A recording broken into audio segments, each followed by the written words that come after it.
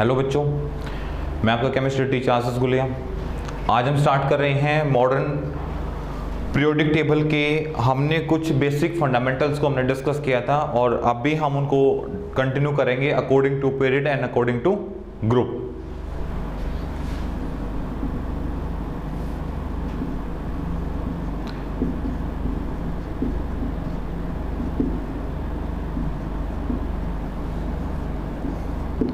Modern periodic table यानी कि यदि आप उसको डिस्कस करते हो अकॉर्डिंग टू ग्रुप, तो जो ग्रुप आपके पास हैं, ग्रुप आपके पास वो 4 हैं। ग्रुप आप फॉलो करोगे एस, पी, डी और एफ। इसके अकॉर्डिंग आपको क्या करना पड़ेगा, यदि अकॉर्डिंग टू ग्रुप बात करोगे तो ग्रुप को हमने क्या कर रखा है, 4 ब्लॉक्स में डिवाइड कर रखा है, ठीक है। और ग्रुप्स आपके पास कितने हैं, 18 ग्रुप को मैंने डिवाइड कर दिया S block, P block, D block और एफ ब्लॉक्स के अंदर मैंने इनको क्या कर दिया भाई, डिवाइड कर दिया है। अब क्या करेंगे कि भाई जो ग्रुप नंबर है यानी कि ग्रुप नंबर फर्स्ट और सेकंड इंक्लूड होंगे हमारे कहां पे,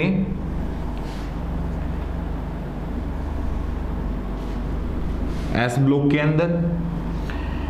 13 नंबर से और 18 नंबर तक हमारे पास होंगे पी ब्लॉक के अंदर, और 3 नंबर से और 12 नंबर तक हमारे कहाँ होंगे, जिसके अंदर एलिमेंट होंगे एफ ब्लॉक वाले as well as D block वाले, ठीक है भाई। अब इनको मैंने पहले भी आपको बताया था कि एस के अंदर यानी कि किस ब्लॉक के अंदर कितने इलेक्ट्रॉन्स आते हैं, तो जिस ब्लॉक के अंदर जितने नंबर ऑफ ग्रुप होंगे उसके अंदर नंबर ऑफ इलेक्ट्रॉन सेम उतने ही आएंगे, ठीक है। एस ब्लॉक, एस ब्लॉक जो होता है उसके अंदर नंबर ऑफ इलेक्ट्रॉन्स कितने होते हैं, 2। पी ब्लॉक के अंदर नंबर ऑफ इलेक्ट्रॉन कितने होते हैं, 6। डी ब्लॉक के अंदर नंबर ऑफ इलेक्ट्रॉन कितने होते हैं, 10। और एफ ब्लॉक के अंदर नंबर ऑफ इलेक्ट्रॉन कितने होते हैं, 14। 2 electron, 6 electron, 10 electron and the 14 electrons present होते हैं। ये तब होते हैं तब जब ये अपने ऑक्टेट के अंदर यानी कि अकॉर्डिंग टू सबसेल्स ये फुल्ली फिल्ड हो जाते हैं, तब इतने इलेक्ट्रॉन्स कंटेनिंग करेंगे, इतने इलेक्ट्रॉन्स इसके ऑर्बिटल में पाए जाएंगे, ठीक है। अब मैं सेल्स की बात कर लेता हूं कि अकॉर्डिंग टू सेल यदि आप पूरी पीरियोडिक टेबल को आप डिस्कस करते हो तो आपके पास 4 सेल हैं, के, एल, एम और एन। के अंदर आपके पास 2 इलेक्ट्रॉन्स होंगे, एल के अंदर नंबर ऑफ इलेक्ट्रॉन कितने होंगे, 8 होंगे, एम के अंदर 18 और एन के अंदर 32 इलेक्ट्रॉन्स वहां पे प्रेजेंट होते हैं। एक यहां पे आपके पास फॉर्मूला होता है जो कि ऑलरेडी आपके पास प्रेजेंट सेल में नंबर ऑफ इलेक्ट्रॉन आप निकालते हो, या फाइंड आउट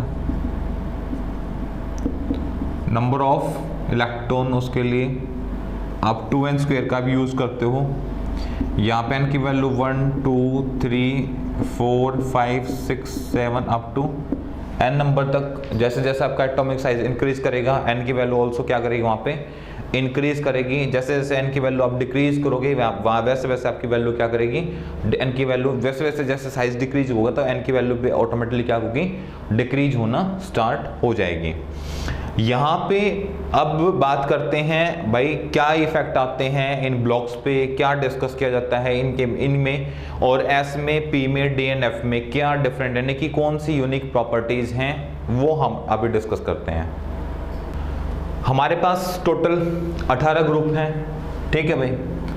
जो फर्स्ट ग्रुप होता है आपके पास, फर्स्ट ग्रुप जिसको आप क्या बोलते हो, alkali.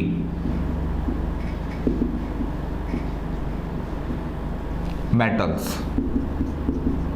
Second group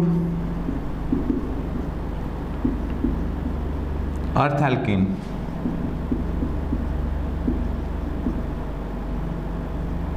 metals. Third से और 12 तक ट्रांजैक्शन मेटल्स या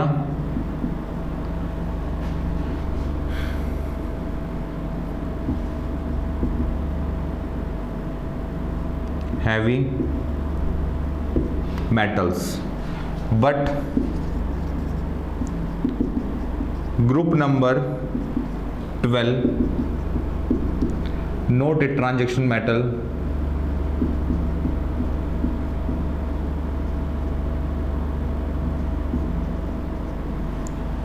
metals but also d block element।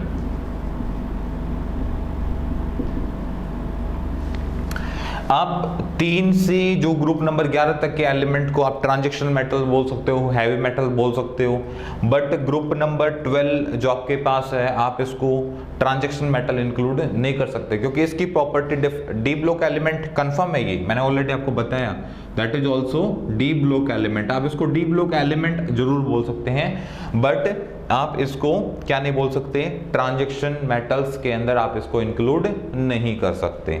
ठीक है, फिर आपका ग्रुप नंबर 13 जिसको क्या बोलते हैं, boron.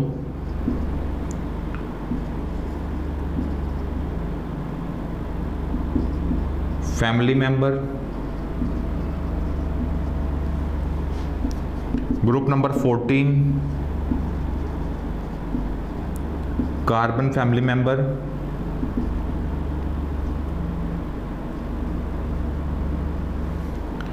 Group number 15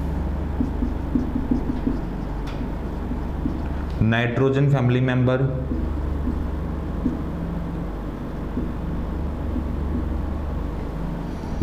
group number 16 oxygen family member.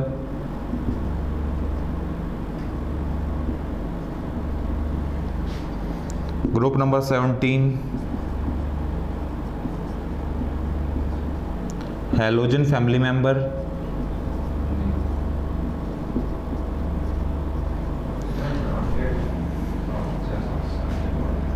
And group number 18 noble gases.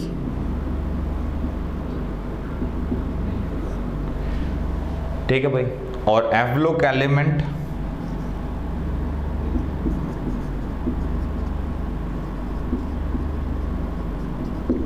F block elements को क्या बोलोगे आप, रेडियो एक्टिव एलिमेंट्स।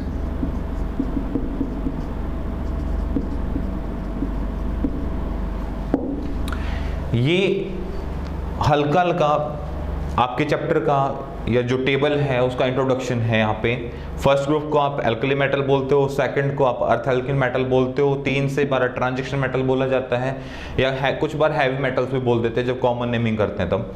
ठीक है, बट ग्रुप नंबर 12 होता है वो हैवी मेटल्स जरूरी है, बट ट्रांजैक्शन मेटल्स के अंदर नहीं आता। ठीक है, जिंक, मर्क्यूरी और कैडमियम, ये 3 एलिमेंट हैं जिनको आप डिस्कस यहाँ नहीं करते। ग्रुप नंबर 13 यहां से आपका पी ब्लॉक स्टार्ट होता है, P block.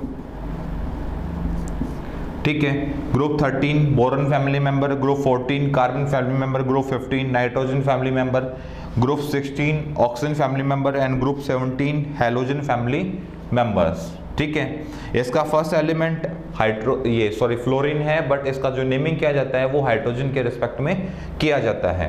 Group number 18 noble gases and F block element, radioactive elements हम डिस्कस करते हैं। अकॉर्डिंग टू ग्रुप की हम बात कर रहे थे भाई, तो हम क्या बोल देंगे भाई, अकॉर्डिंग टू ग्रुप की यदि बात करो तो टॉप टू बॉटम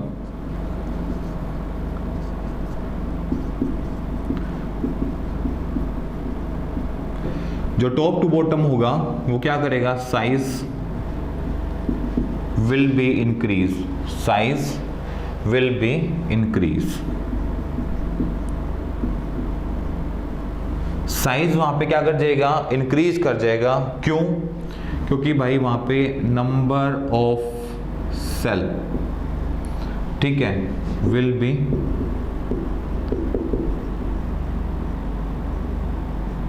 इंक्रीज कर जाते हैं, इसलिए साइज बढ़ता रहता है। जब आपका साइज इंक्रीज करेगा तो क्या होगा, atomic radii and ionic radii will be increase. ठीक है भाई, atomic radii and ionic radii both are the different thing, अलग अलग चीजें होती हैं। ठीक है, किसी भी फॉर एग्जांपल मैं बात करता हूं oxygen, atom number 8, nucleus, first shell में 2 इलेक्ट्रॉन, सेकंड सेल में आपके पास कितने डलेंगे, 6 इलेक्ट्रॉन्स, 1 2 3 4 5 और 6। तो ये न्यूक्लियस से और यहां तक की जो डिस्टेंस होगी, क्योंकि यहां पे ये दैट फॉर्म ऑफ एटम, ये एटम की फॉर्म में है, तो इसको हम क्या बोलेंगे, atomic radii, atomic radii. But जब मान लो इसने 2 इलेक्ट्रॉन गेन कर लिए तो ये क्या हो गया, O2 नेगेटिव हो गया आपके पास। एटॉम नंबर वही 8 है, पर इसका आउटर मोस्ट सेल में इलेक्ट्रॉन कितने हो जाएंगे, ये आपके पास न्यूक्लियस फर्स्ट सेल में 2 इलेक्ट्रॉन, सेकंड सेल में 1 2 4 5 6 7 और 8। अब आप देखेंगे कि भाई यहाँ पे जो नंबर ऑफ इलेक्ट्रॉन्स हैं वो कितने हो चुके हैं, ऑलरेडी 10। बट दोनों स्ट्रक्चर्स जो हमने डिस्कस किए हैं वो दोनों स्ट्रक्चर्स किसके हैं, ऑक्सीजन की। ये स्ट्रक्चर तब है जब प्रेजेंट फॉर्म में, यानी कि जिस फॉर्म में इन्होंने रिएक्ट नहीं किया, पीरियोडिक टेबल में जिस फॉर्म में रखा गया है वो, और वो आपके पास जो है ऑलरेडी, यानी कि बॉन्ड बनाने के बाद जिसने 2 इलेक्ट्रॉन्स ऑलरेडी गेन किए हुए हैं। तो इस कंडीशन में अब ये आपके पास क्या है, एक आयन, और ये यहाँ पे क्या है, एटॉमिक। एटॉमिक बात करते हो पीरियोडिक टेबल बेस पे आप इसको एलिमेंट के अंदर भी डिस्कस कर सकते हैं। ठीक है, तो ये वाले यहां से और यहां तक की जो रेडियस होगी उसको क्या बोल लेंगे, आयनिक रेडियस या रेडियस। ठीक है, अब इन दोनों में क्या होता है, थोड़ा सा डिफरेंस होता है, और डिफरेंस की भी हम डिस्कस करेंगे आपसे। भाई टॉप टू बॉटम हमने एक चीज यहाँ पे डिस्कस की, साइज जैसे इंक्रीज करेगा क्योंकि उसके अंदर नंबर ऑफ सेल्स क्या कर रही हैं, इंक्रीज कर रही हैं। ठीक है, इंक्रीज करने से क्या होगा, न्यूक्लियर साइज बढ़ रहा है तो न्यूक्लियर चार्ज पे भी इफेक्ट आएगा, तो न्यूक्लियर चार्ज भी क्या करेगा, top to bottom nuclear charge will be increase। ठीक है, बट रिएक्टिविटी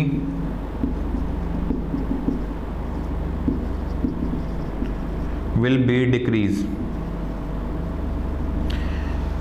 रिएक्टिविटी वहां पे क्या कर जाती है भाई, डिक्रीज कर जाती है। जैसे जैसे साइज बढ़ेगा तो वैसे वैसे इनका ऑटोमेटिकली, यानी कि ऐसा नहीं कि रिएक्ट नहीं करेंगे, रिएक्ट करेंगे पर एक्सटर्नल एनर्जी के बेस पे, यानी कि ऑटोमेटिकली रिएक्ट नहीं करेंगे साइज इंक्रीज होने की वजह से।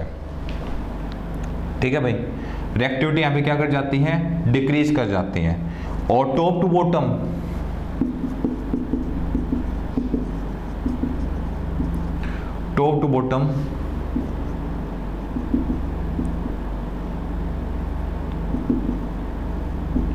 gaining of electron tendency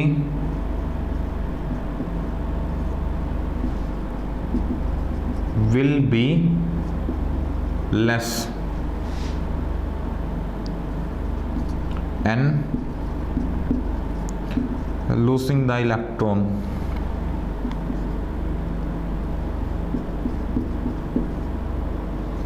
tendency will be high। ठीक है, आप दूसरी लैंग्वेज में इसको क्या कह सकते हो कि ionization enthalpy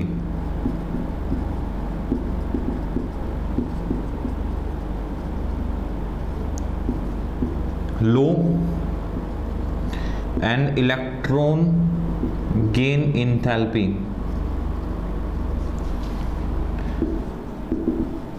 will be high. जब आप मूव करेंगे टॉप टू बॉटम, जब आप ऊपर से नीचे की तरफ मूव करेंगे और वहां आप चाहेंगे कि भाई हम इलेक्ट्रॉन डालना चाहते हैं, तो इंथैल्पी आपको ज्यादा लगानी पड़ेगी। जब हम चाहते हैं वहां से इलेक्ट्रॉन निकालना चाहते हैं तो एक लो एनर्जी पे वहां पे इलेक्ट्रॉन निकलना स्टार्ट हो जाएगा। ठीक है, बहुत इजी से इलेक्ट्रॉन वहां से क्या कर जाएगा, मूव ऑन कर सकता है, इजी से इलेक्ट्रॉन निकल सकता है। ठीक है, तो टॉप टू बॉटम क्या होगा, इलेक्ट्रोपॉजिटिविटी, इलेक्ट्रोपॉजिटिविटी यानी कि वो आपके पास जो स्पीसीज होंगे वो इलेक्ट्रोपॉजिटिव होना स्टार्ट हो जाएंगे। ठीक है भाई, अब जब हम इसके बारे में डिस्कस कर रहे हैं तो top to bottom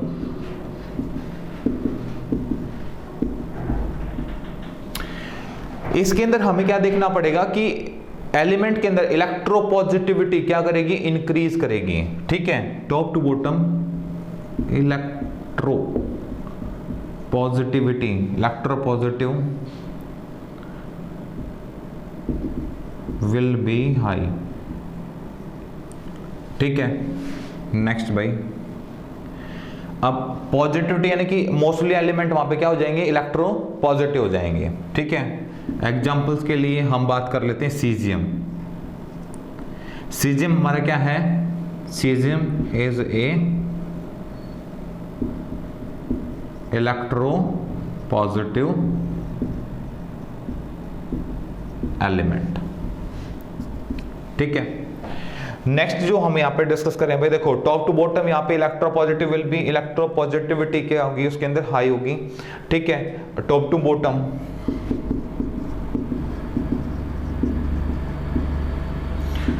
oxidation number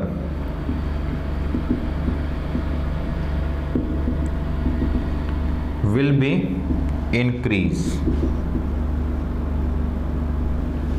oxidation number क्या करता है भाई, इंक्रीज करना स्टार्ट हो जाता है। अच्छा, जब ऑक्सीडेशन नंबर जैसे जैसे इंक्रीज करेगा, ठीक है, वैसे वैसे कोवलेंट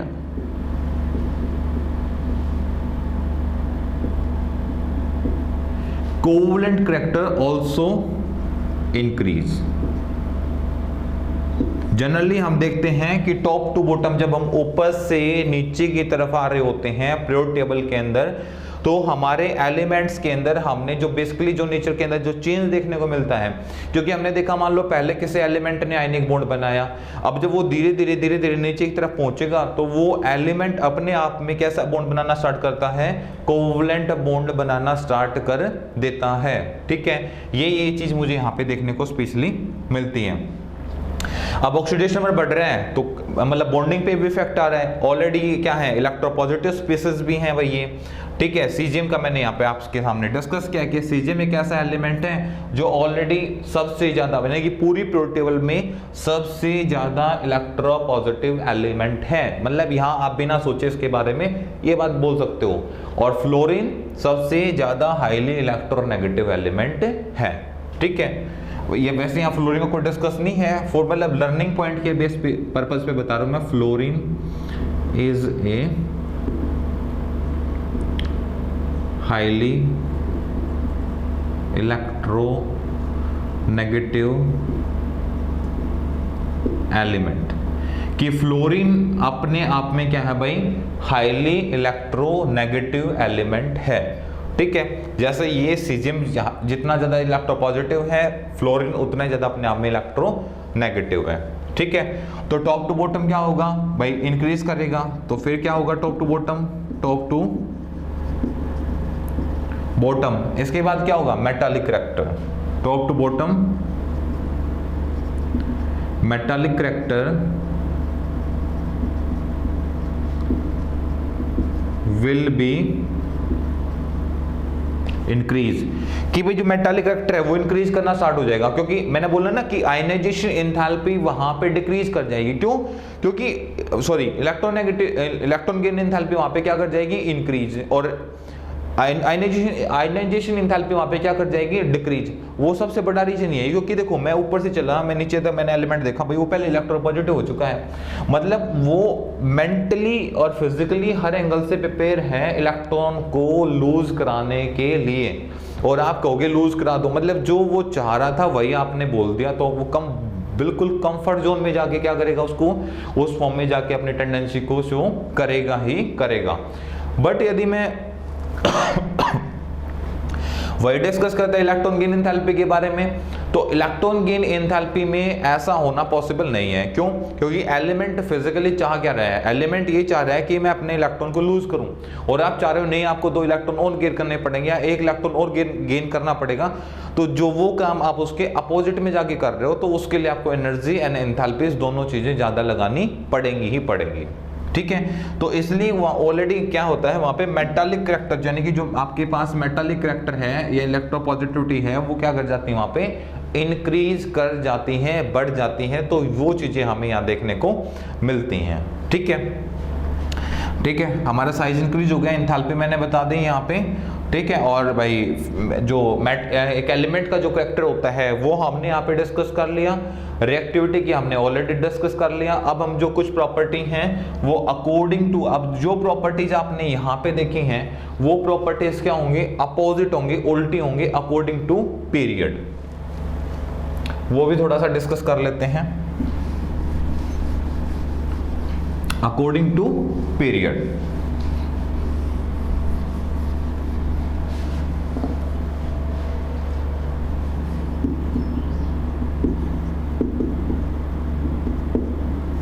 अकॉर्डिंग टू पीरियड क्या होगा भाई, electronegativity, electronegativity will be increase. Electronegativity क्या करेगी भाई, इंक्रीज करेगी। इंक्रीज क्यों करेगी, क्योंकि भाई आप जब मूव कहां करोगे, ऐसा कब होगा, लेफ्ट टू राइट। जब आप मूव करोगे तो आपको ये चीजें फेस करने को मिलेंगी। अब metallic character top to bottom increase कर रहा था, तो यहां पे डिक्रीज करेगा। Metallic character will be decrease. Metallic character आपका क्या करेगा, यहाँ पे डिक्रीज करेगा। क्यों? क्योंकि जब आप ग्रुप नंबर 13 से और 18 की तरफ मूव करोगे तो ऑलरेडी आपको देखने को मिलेगा कि मोस्टली क्या होंगी, नॉन मेटल्स। ठीक है, मेटालिक करैक्टर डिक्रीज करेगा। क्यों करेगा?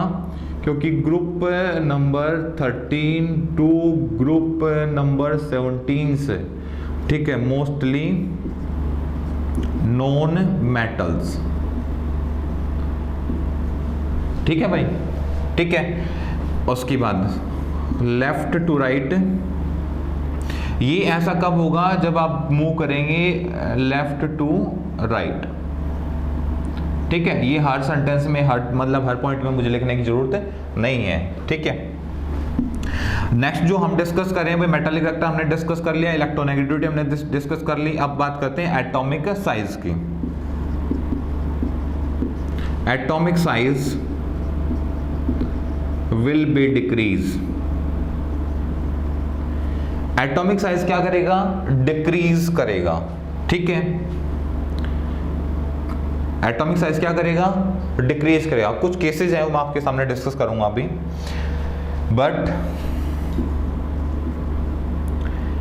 ग्रुप 17 एंड ग्रुप 18, ठीक है, फ्यू एलिमेंट्स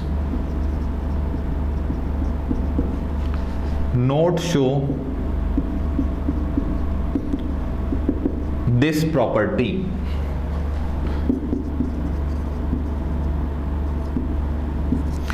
कुछ एलिमेंट होंगे जो इस प्रॉपर्टी को शो नहीं करेंगे। फॉर एग्जांपल्स के लिए मैं आपसे बात कर लेता हूं। For example fluorine and neon. अब मैं कहता हूं कि फ्लोरीन का साइज क्या होना चाहिए भाई, बड़ा होना चाहिए। क्यों? क्योंकि मैंने बोला कि left to right side decrease करेगा। और जो अगला इससे अगला एलिमेंट है वो हमारा कौन है, नियोन। ये ग्रुप 17 का एलिमेंट और ये ग्रुप 18 का एलिमेंट है, तो वहां पे साइज क्या होना चाहिए, नियोन का साइज छोटा होना चाहिए। ठीक है, क्यों? क्योंकि भाई नोबल गैसेस सबसे बाद में आती, लास्ट 18 ग्रुप नोबल गैसेस तो कहते हैं, 0 ग्रुप जो मेंडलीव ने बनाया था। ठीक है, तो इसका साइज क्या होना चाहिए, सबसे छोटा होना चाहिए, पर ऐसा होना पॉसिबल नहीं है। क्यों नहीं है वो मैं आपसे बता देता हूं कि साइज विल बी स्मॉल वहां पे क्या हो जाता है, आपका साइज वो थोड़ा सा छोटा हो जाता है, size will B small, size वहां पे छोटा हो जाता है। तो छोटा होने से क्या इफेक्ट आएगा, repulsion of electron, repulsion on electron, कि इलेक्ट्रॉन का repulsion in the presence cell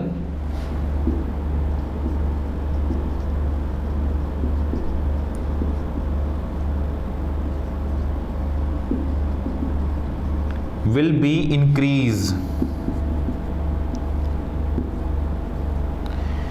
जब किसी सेल में रिपल्शन बढ़ेगा, ठीक है, तो उसका इफेक्ट आपको साइज पे देखने को मिलेगा, ठीक है, size will B small, size छोटा होगा, तो रिपल्शन ऑफ इलेक्ट्रॉन, इलेक्ट्रॉन का रिपल्शन क्या करेगा, ठीक है, इन द प्रेजेंस सेल के अंदर विल बी इंक्रीज, बढ़ेगा, और बढ़ने के बाद क्या करेंगे वो हीट को रिलीज करेंगे, ठीक है, एंड हीट रिलीज। और जैसे ही वो हीट को रिलीज करेंगे, उन्होंने हीट जैसे ही रिलीज की, रिलीज करने से क्या होगा, वो भाई एनर्जी है, हीट कोई ऐसे हल्की चीज थोड़ी ना है, ठीक है, जैसे हीट रिलीज होगी तो इफेक्ट ऑफ साइज, वो साइज पे इफेक्ट डालेगी।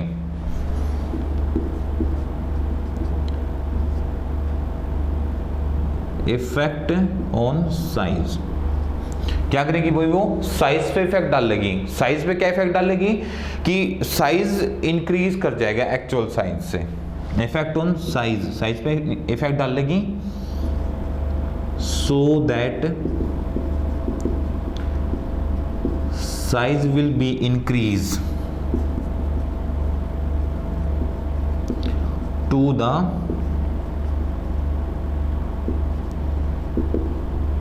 एक्चुअल साइज, कि भाई एक्चुअल साइज के कंपेयर में उसका जो साइज है वो क्या कर जाएगा, इंक्रीज कर जाएगा। और जब मतलब एक्चुअल साइज से साइज इंक्रीज कर जाएगा, क्योंकि ये देखो नियोन का साइज होता है छोटा, छोटा होने की वजह से आउटर मोस्ट सेल में इलेक्ट्रॉन हो जाते हैं ज्यादा, और ज्यादा होने की वजह से उनमें हो जाती है रिपल्शन, और रिपल्शन क्या करती है, हीट को क्रिएट करती है, और वो हीट क्या करता है, इसके साइज को एक्सपेंड कर देता है थोड़ा सा, मतलब रियल साइज से थोड़ा सा साइज बड़ा हो जाता है, और उस साइज के बड़े होने की वजह से जो नोबल गैसेस का साइज है, ठीक है, वो हाई होता है, लार्ज होता है कंपेयर टू हैलोजन्स, ठीक है। तो मैं इसको डायरेक्टली लिख सकता हूं यहां पे, ठीक है, noble gases size will B large compared to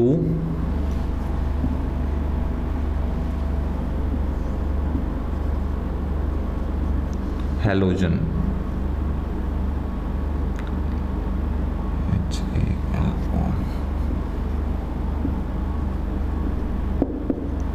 halogens, ठीक है। रीजंस पता चल गया, एक क्वेश्चन मैंने करा दिया है आईआईटी में, नेट के एग्जाम में मोस्टली क्वेश्चन इस टाइप के आपसे डिस्कस किए जाते हैं कि किसका साइज ज्यादा होगा, किसका कम होगा, किसकी एंथैल्पी ज्यादा होगी, किसकी कम होगी, कौन कौन से फैक्टर है वो भी मैं आपसे डिस्कस करूंगा, पर एक क्वेश्चन मैंने आप लोगों को यहाँ पे करा दिया है, तो उसको ध्यान रखें इस चीज का, ठीक है भाई। अब मैं आपको पहले इफेक्ट ही बता देता हूँ कि किस किस पे क्या क्या इफेक्ट पड़ेगा, फिर हम इसको डिस्कस करेंगे अकॉर्डिंग टू ग्रुप्स। जैसे हमारे कौन कौन से हैं, जैसे S block, P block, D block, तो उनमें जैसे ग्रुप्स डले हुए हैं भाई, एस में पहले दो हैं, ठीक है, डी में हमारे पास 3 से 12 तक हैं, तो उनमें क्या क्या इफेक्ट डलेंगे, फिर हम जो डिस्कस करेंगे वो हम उन ग्रुप्स को लेके हम डिस्कस करेंगे कि भाई एक ग्रुप में सिर्फ हमें एक इंडिविजुअल ग्रुप की प्रॉपर्टी डिस्कस करनी पड़ जाए तो उसमें हमें क्या बेनिफिट मिलेंगे, मतलब क्या फायदा है। जैसे ऑक्सीडेशन नंबर उनका ओनली मोस्टली क्या रहेगा, सेम रहेगा, तो ये आपको एक सबसे बड़ा फायदा यहाँ पे देखने को मिलेगा, यानी कि ऊपर से चलोगे और नीचे तक oxidation number that will be same, सभी का सेम होता है। ये अकॉर्डिंग टू ग्रुप डिस्कस करने के हमें कुछ बेनिफिट मिलते हैं, वो हम डिस्कस करेंगे। तो एक बार हमें इफेक्ट बता देता हूँ कि मोस्टली जो आपको इफेक्ट देखने को मिलेगा, ठीक है, तो इफेक्ट मिलेगा पहले कंडीशन न्यूट्रल पे, कि आपका कोई एलिमेंट न्यूट्रल हो जाता है, कोई रिएक्शन करा रहे हो, किसी रिएक्शन में आपने पार्टिसिपेट करा दिया, कोई ऐसा एलिमेंट हो जिसने कहा भी मैं मेरे पास जितने इलेक्ट्रॉन में सारे शेयर करने को दैट विल बी, मैं रेडी हूं, ठीक है, और वो अपने इलेक्ट्रॉन को जैसे वो शेयर करता है तो वो चीजें आप जरूर इफेक्ट डालेंगी, ये ध्यान रखना भाई, ठीक है। दूसरा न्यूट्रल होने पे, दूसरा हाफ फिल्ड होने पे, तीसरा आपके पास जो इफेक्ट डालेगा वो किसकी वजह से डालेगा, फुल्ली फिल्ड होने की वजह से, फुल्ली फिल्ड होने की वजह से। वो इफेक्ट कैसे डलता है भाई, न्यूट्रल। ये न्यूट्रल कौन हो सकता है, no one element tendency, no one element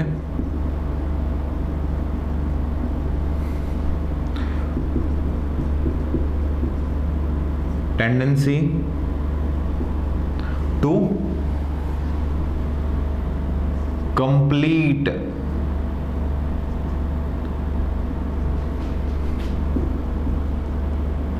lose the electron in cell. Only one element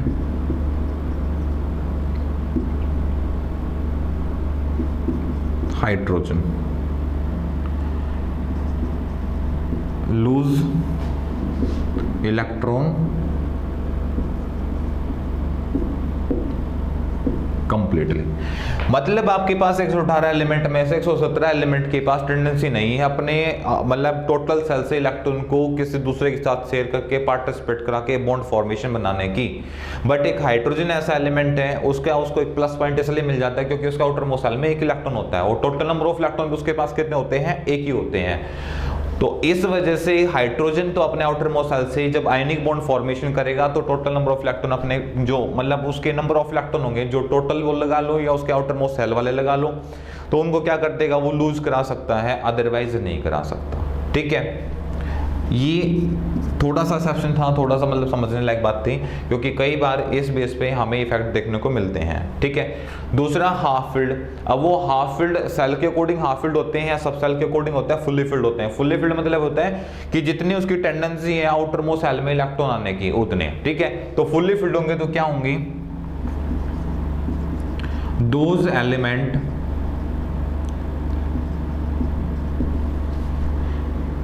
complete the octet, क्या कंप्लीट ऑक्टेट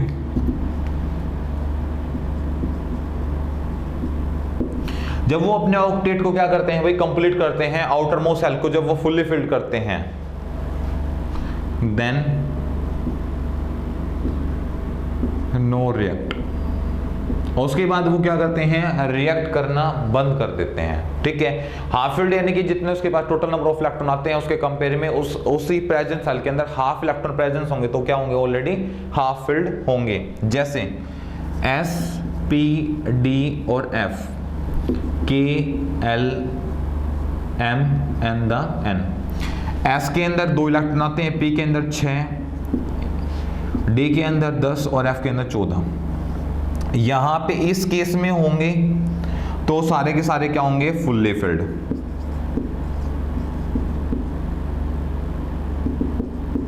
फुल्ली फिल्ड। ये सभी के सभी क्या हैं, सब सेल। क्या है सभी के सभी, सब सेल। ये आपके पास सभी के सभी क्या हैं, सेल। ठीक है, के में 2 इलेक्ट्रॉन आते हैं, एल में 8 आते हैं, इसमें 18 और एम एन के अंदर 32 इलेक्ट्रॉन। इस केस में ये जो सारे हैं वो क्या हैं, फुल्ली फिल्ड। ठीक है, इनका हाफ हो जाए, जैसे इसमें 1 हो जाए या 4 हो जाए या 9 हो जाए या 16 हो जाए, ये सारे के सारे क्या हो जाएंगे, हाफ फिल्ड। ठीक है, ऐसे ही इसके अंदर होगा, यहाँ पे 1 हो जाए, यहाँ पे 3 हो जाए, यहाँ पे 5 हो जाए और यहाँ पे 7 हो जाए। ये मोस्टली आपको पढ़ने को मिलेंगे, वो आपको रेयर चांसेस है पढ़ने को मिलेंगे। ठीक है, क्योंकि आप इतनी ज़्यादा प्रैक्टिस करते नहीं हो, ना इतनी ज़्यादा प्रैक्टिस आप लोगों को लगता है कि हमारे पास टाइम की बहुत कमी है, हम इतना टाइम हमारे पास नहीं है कि इतना डेप्थ में जाके चीज़ों को डिस्कस करें, पर ये आपकी मजबूरी है, यहाँ पे आपकी चॉइस नहीं चलेगी। ठीक है, तो ये यहाँ पे हो जाता है हाफ फील्ड।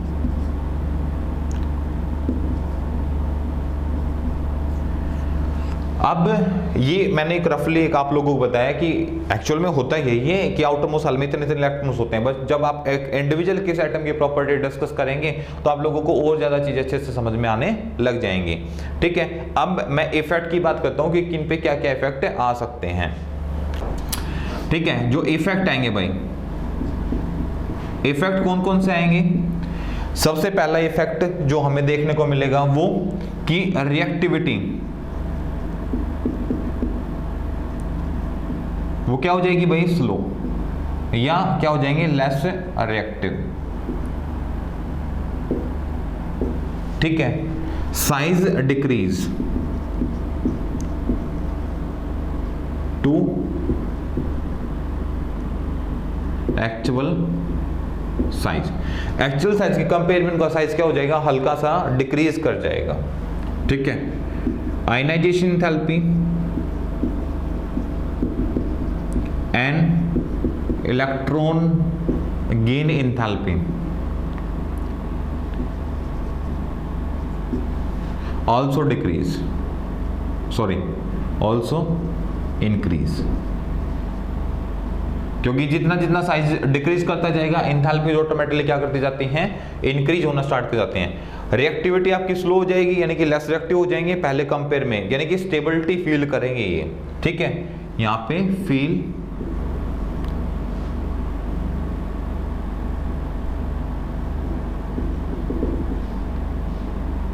स्टेबिलिटी। ठीक है, साइज यहाँ पे डिक्रीज कर जाएगा एक्चुअल साइज के कंपेयर में, और आयनाइजेशन एंथैल्पी और इलेक्ट्रॉन एंथैल्पी दोनों के दोनों वहां पे इंक्रीज कर जाते हैं, क्योंकि वो वहां पे रिएक्ट करने के मूड में नहीं होता। ठीक है, ये फैक्टर्स आपको देखने को यहाँ पे बाकी डिफरेंट एलिमेंट के कंपेयर में, या जब ये नॉर्मली फॉर्म में हो और जब इस टेंडेंसी फॉर्म में है कि अपने आप को ये हाफ फिल्ड करें, फुल्ली फिल्ड करें, तो उस केस में ये इस तरीके की प्रॉपर्टीज शो करने की टेंडेंसी रखते हैं।